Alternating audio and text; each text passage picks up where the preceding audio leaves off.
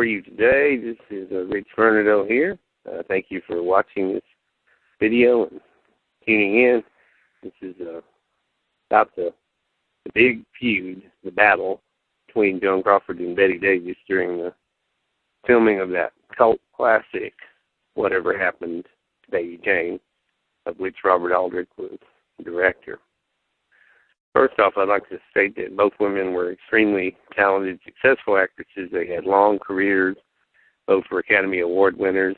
Bette Davis had won an award, Best Actress for Dangerous in 1936, and then later another Academy Award for Jezebel in 1939.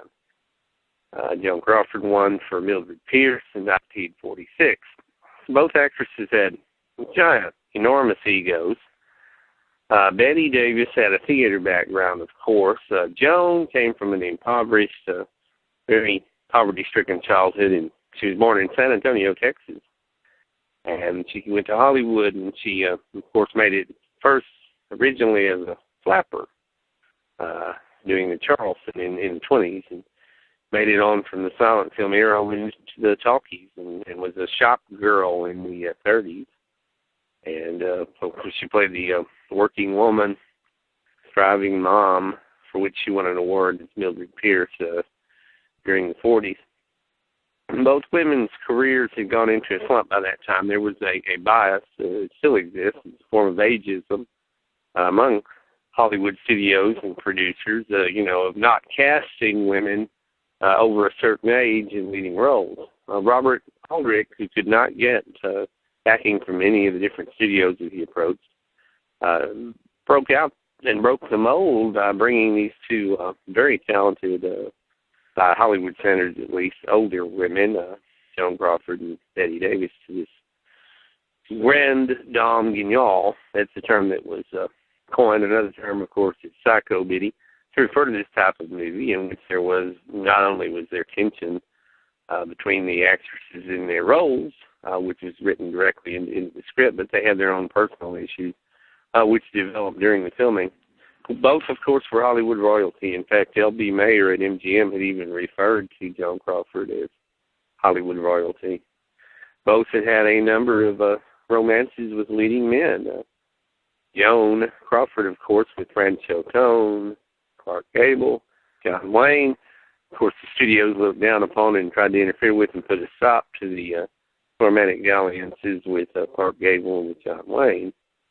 Later on, after their careers were reignited by this film, Joan Crawford went on to host Hollywood Palace. She went on later to do that movie Trog in 1970. And she was, in fact, the first actress that director Steven Spielberg directed in the movie version of Night Gallery, from which the TV series spawned.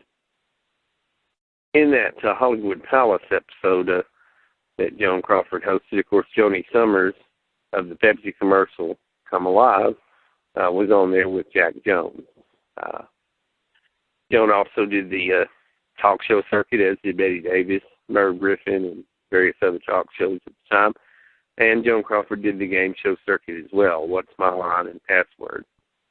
Two very talented women in an immortal classic film, Whatever Happened to Baby Jane, and as I say, they had their ego-driven personal differences. They basically didn't like each other, and there was a conflict that went on during the filming, and that is the battle of Joan Crawford and Bette Davis, which is now the stuff of legends. In fact, there's a lot of stuff written and talked about concerning this, and I would urge everybody to watch everything that's out there concerning the feud between Joan Crawford and Bette Davis. Thank you. This has been Rich Vernadeau.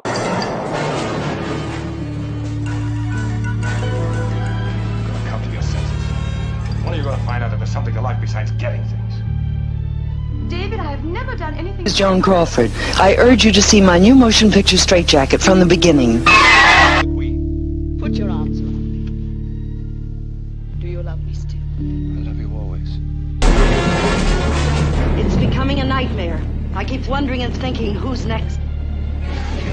This is you. You're a civilized, decent... Civilized? I'm being as primitive as you've been. You set the price for not having her Her family, her friends know what she is. Kingdom ruled by a lonely You woman. tell me what it's worth. Queen Elizabeth. Civilized. Absolute monarch of an Political doctrines today? Why, Mr. Webster, I'm nothing but an impressionable young woman. My dear, you should have been born a man. Oh, no, Mr. Webster. Oh, no, Mr. Webster. Senator Daniel Webster, Lieutenant Timberlake, both defenders of the Constitution. And you Something happens to me. Just go and see. I wouldn't like my little girl to think I was trying to take her far away from her. Carol and Michael are going to be married. And nobody's gonna stop it. Ingeniously designed to shock and startle, Straight Jacket may go beyond the limits of